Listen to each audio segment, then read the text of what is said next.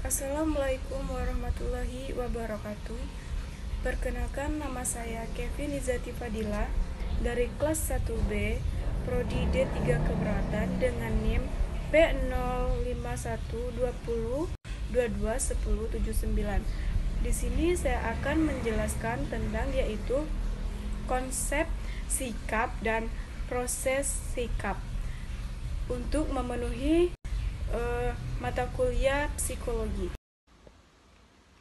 Di sini saya akan menjelaskan tentang sikap, yaitu ada definisi, komponen, karakteristik, faktor pembentukan, fungsi, teori pembentukan atau perubahan. Selanjutnya definisi sikap.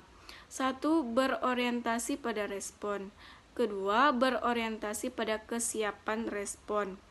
Ketiga, berorientasi pada skema triadik. Selanjutnya, yaitu ada satu definisi yang berorientasi pada respon.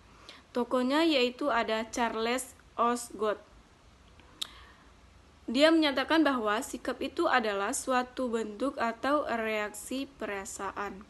Kemudian, sikap itu adalah perasaan atau mendukung maupun perasaan tidak mendukung terhadap suatu objek. Kedua, definisi yang berorientasi pada kesiapan respon. Tokohnya yaitu ada Bogardus, ada Alport. Sikap merupakan kesiapan untuk bereaksi terhadap suatu objek dengan cara-cara. Kemudian, sikap merupakan kecenderungan potensial untuk bereaksi dengan cara jika individu dihadapkan pada suatu stimulus yang menghendaki adanya respon. Ketiga, suatu pola perilaku atau tendensi atau kesiapan antisipatif predisposisi untuk menyesuaikan diri dalam situasi sosial atau respon terhadap stimulasi sosial yang telah terkondisikan. Yang kemudian ada yang ketiga, definisi yang berorientasi pada skema triadik. Sikap merupakan konstelasi komponen kognitif, afektif, konatif yang saling berinteraksi dalam memahami, merasakan, dan berperilaku terhadap satu objek.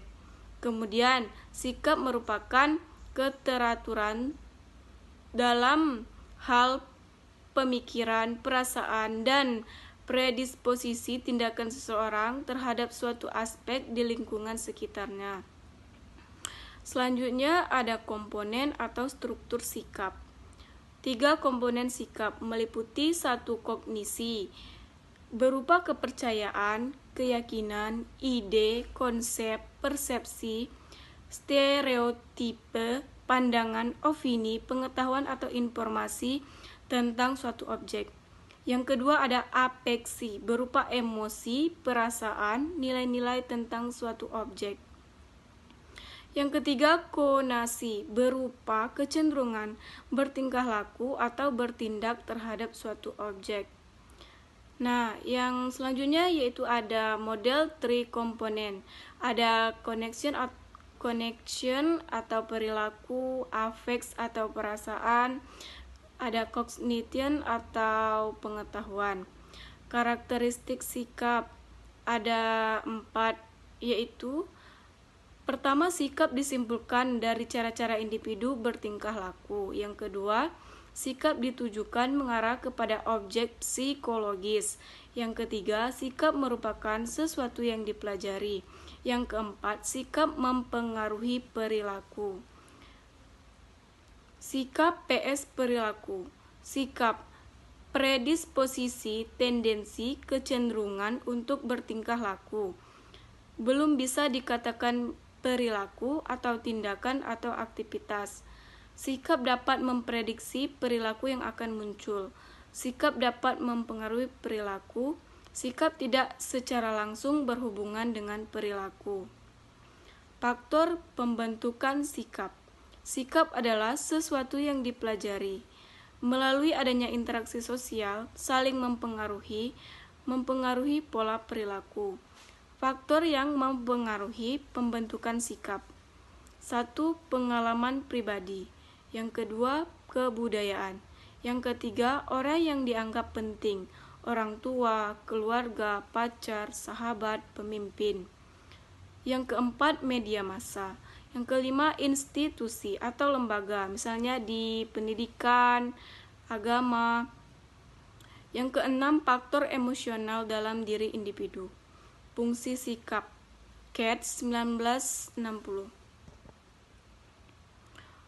Utilitarian function. Sikap memungkinkan individu untuk memperoleh atau memaksimalkan rewards dan meminimalkan punishment mencapai sasaran tujuan.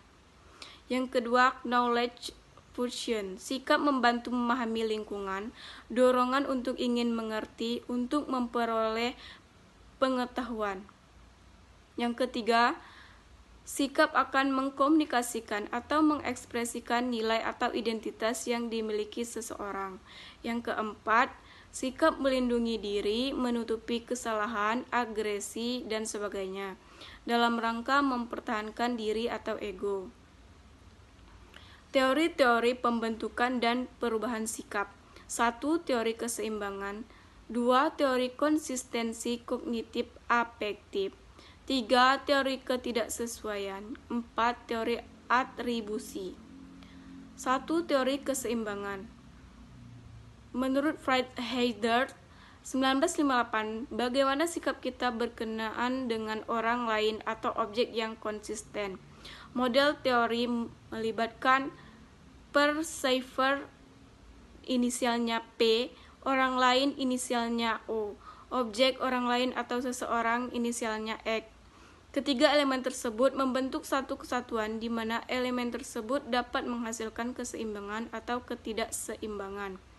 Keseimbangan P sependapat dengan O yang disukainya atau P tidak sependapat dengan O yang tidak disukainya. Ketidakseimbangan P tidak sependapat dengan O yang disukainya atau P sependapat dengan O yang tidak disukainya. Ketidakseimbangan perubahan untuk mencapai keseimbangan. 2. Teori konsistensi kognitif afektif. Bagaimana seseorang membuat kognitifnya sesuai dengan afektifnya, atau sebaliknya, kognitif disebabkan dengan afektif. Afektif disesuaikan dengan kognitif. Jika terjadi ketidaksesuaian, berusaha mengubah kognitif agar sesuai afektif. Berusaha mengubah afektif agar sesuai kognitif. Yang kedua, teori konsistensi kognitif afektif. Kognitif diubah mengikuti afektif. Contoh, sikap terhadap merokok. Afektif suka merokok. Kognitif tahu bahwa merokok berbahaya, menyebabkan kematian. Merokok berguna untuk bersosialisasi dengan lingkungan. Mati itu rahasia ilahi, takdir.